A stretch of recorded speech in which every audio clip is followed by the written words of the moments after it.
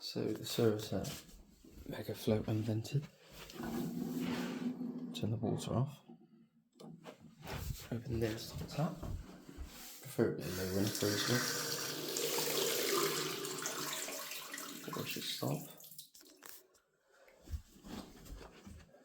Come back and open the temperature pressure relief valve. You carry on doing that until the gurgling stops, and then you know the bubbles has been replaced.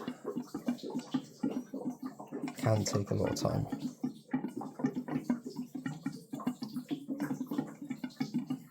Helps get a pair of grips.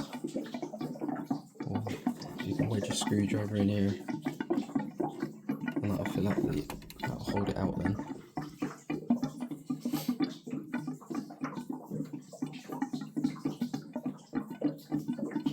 That's about it really.